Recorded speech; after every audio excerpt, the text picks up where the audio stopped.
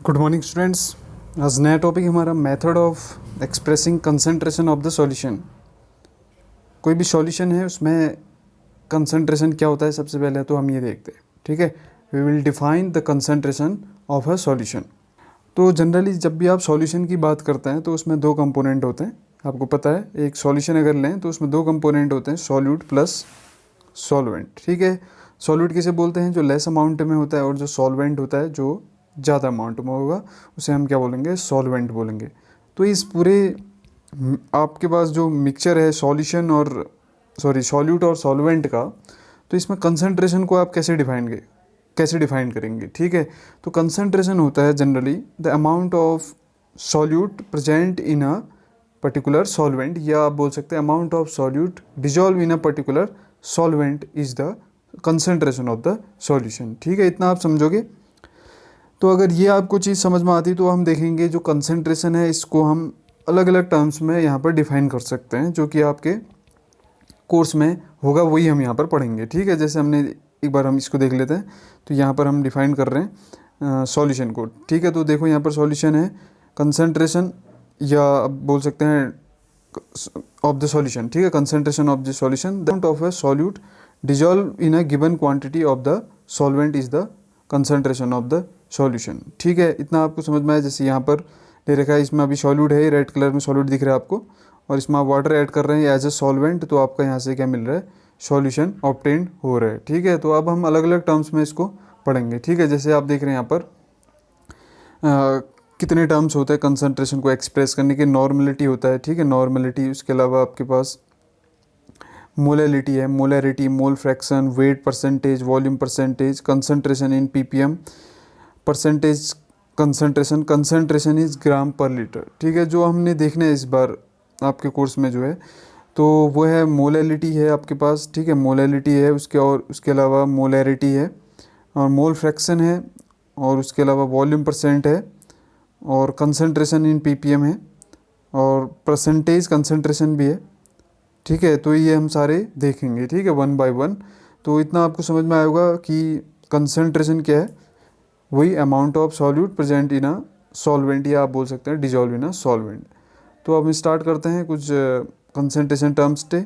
ठीक है, तो स्टार्ट करेंगे हम mole fraction, mass percent and volume percent से। ठीक है, मास percent and volume percent.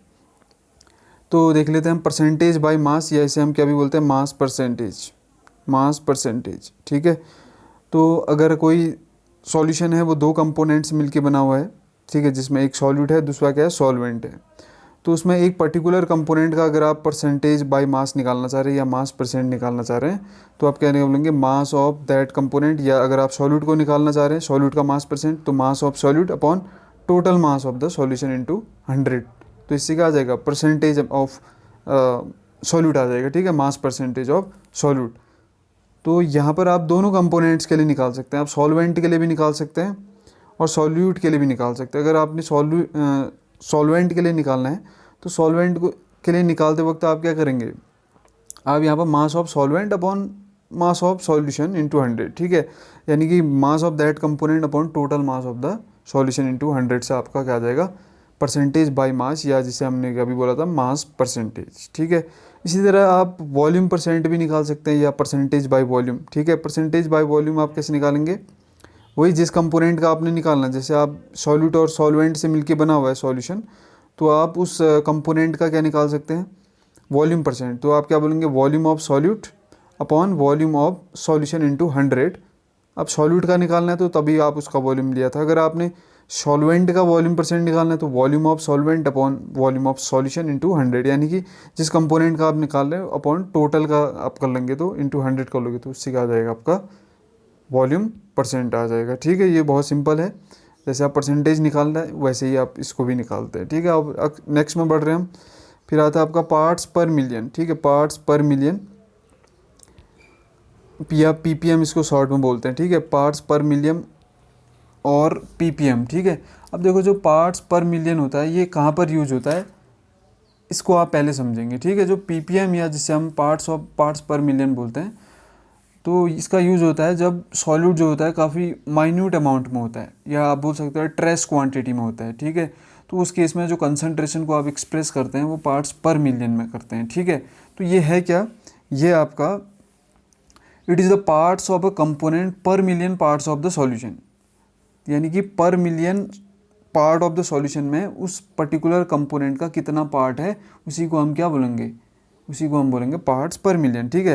It is a ratio of the number of the grams of solute for every 1 million gram of the solution, यानी कि 1 million gram of the solution में, ठीक है, every 1 million ग्राम solution में solute का कितना ग्राम है, ठीक है, उसी को हम बोलेंगे, या कितना पार्ट है, उसी को हम बोलेंगे पार्ट्स पर मिलियन, ठीक है। जैसे इसका यूज होता है, आप देख सकते हैं वाटर में, अगर आप देखें ऑक्सीजन का कंसंट्रेशन निकालना है, या वाटर में क्लोरीन का कंसंट्रेशन निकालना है, या वाटर में आपने NaCl का कंसंट्रेशन निकालना है, यानी कि जहाँ पर सॉल्वेंट काफ़ी बड़े अमाउंट में है और सॉल्यूट जो है काफ़ी ट्रेस अमाउंट में, तो उस केस में आप क्या करेंगे, पार्ट्स पर मिलियन, ठीक है। जैसे आप परसेंटेज में 100 से मल्टीप्लाई करते हैं, तो यहाँ पर आप क्या करेंगे 1 मिलियन यानी कि 10⁶ से क्या करेंगे, यहाँ पर मल्टीप्लाई करेंगे, तो उससे क्या आ जाएगा आपका पार्ट्स पर मिलियन। तो एग्जाम्पल आप देख रहे हैं यहाँ पर, what is the number of ppm of NaCl, आपसे पूछ रहेगा NaCl का ppm में कंसंट्रेशन निकालो in the solution with 117 gram of NaCl